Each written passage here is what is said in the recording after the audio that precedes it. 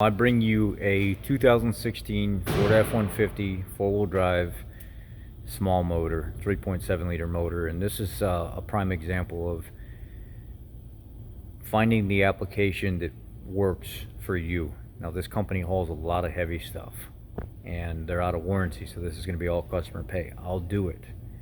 But when I say this, I mean no disrespect. If you're going to be a company that hauls heavy stuff to where you're loading up that rear end, you're loading up that truck all the time, every day, and that's your work, it's probably not a great idea to buy an F-150 truck that you're going to beat the hell out of daily, loaded to the max or overloaded. And I'll show you how I know this truck is abused.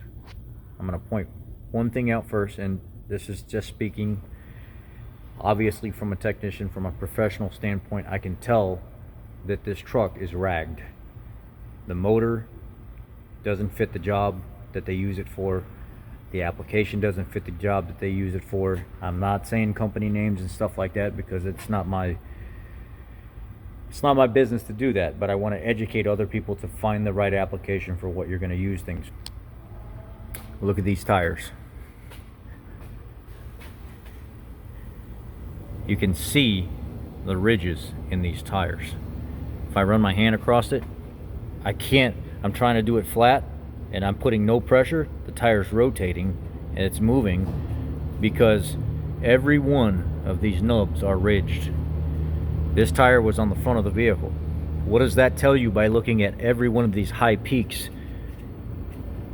I can't even run my hand flat across that tire. It catches every single knob.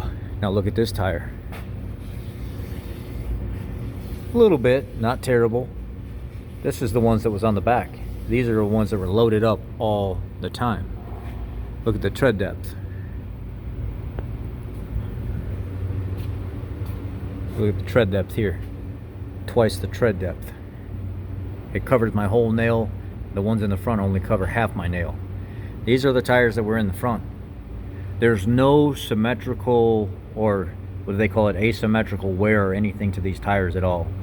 These tires in the back are twice the tread life as those in the front, and the ones in the front were the ones in the back, but the ones in the front are actually in better condition. They were loading this rear end of this truck up so much with their work, which I'm not faulting them from working, but I'm speaking from facts. This is how I know. Sometimes customers get offended when you try to educate them they're using the wrong application for the work that they're doing. That those wore even, all the weight was on those tires in the front, and there was so much weight on the back that it kept the front pulled up all the time. And when they go down the road, they bounce, hit all the bumps and stuff like that, and it chops it. It creates all these grooves. See the back of my hand here? I'm barely putting pressure on this tire, and these ridges are wanting to grab my hand and turn the tire. So what's going to happen? The customer came in and they said, well, I want you to rotate my tires and balance them. Okay, we can do that, but you do realize these choppy tires that you put on the front, the piece were moving front, or they were already moving. As they roll around, they chop, chop, chop, chop, chop. Every one of these is a noisemaker hitting the ground. So by me taking those tires and moving them to the rear, you're just going to exasperate that chop even more. It may smooth out some of the wear because of how much load they put on this thing, but now you're generating noise in the back of the truck away from the cab. Balancing the tires and doing this is not going to help anything. They wanted the fronts moved to the back and everything balanced. That's the specific recommendation that was given by the customer. They want to move from the front to the back. What they should have done is took this ridge this way, and see my hand, how it's on the back of the tire, and turned it and moved that tire to this side. Because what ends up happening, that ridge is now on the back side of the tire, so as that tire rotates, it's going to hit the soft side of the ridge instead of the peak side, and it's going to make less noise, and it's not going to be as annoying going down the road. You can even look right here. See all those ridges? You can see every ridge inside that tire. The soft side would have been here. This tire should have been on that side over there, and that side over there should have been on this side over here. And that way, it would have hit the soft side first instead of the ridge side. Now this thing is going to howl going down the road. So here's also another reason I know that this truck was beat.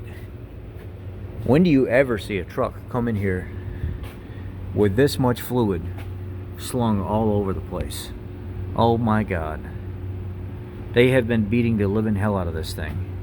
This thing has slung so much fluid all over the place that the exhaust smell and burning and everything else ends up right in the cab. It's slung it up so much it's all over the bed of this truck. It's pissing out of the seal right here when you're going down the road. I'm surprised there's no ring and pinion wear inside this thing.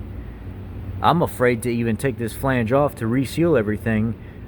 Normally what you do is you count the threads on when you come out, and then when you go to put your new nut and stuff back in, new seal and everything back in, you'll go to that and just hair more, and then you barely bring that crush washer in just a tad so you don't get any kind of slop in the rear end. But in this rear end, I think the only way that I could actually do this correctly is by pulling the axles out of this and resetting the pinion depth and everything with a new crush washer and all. This is why I say using the right vehicle for the application is where we should be focused. This is probably the worst rear end that I've ever seen like this. Anyhow, I'm gonna have to figure out what they want to do. Do they want me to just reseal it quick because it's out of powertrain? It's not even in powertrain anymore. It's 9,000 miles outside of it. Just put a new seal and everything in, and make it not be sloppy. Or do they actually want me to do it right and rip the axles and everything out of it, pull the carrier out of it, reset the shim and everything, crush washer, all that stuff, and do the job right? I don't know how much time they want to put into it, but I can tell this truck is not the application for what this company uses. They haul some heavy shit. Yeah, I look forward to coming in tomorrow, right? Thanks, guys.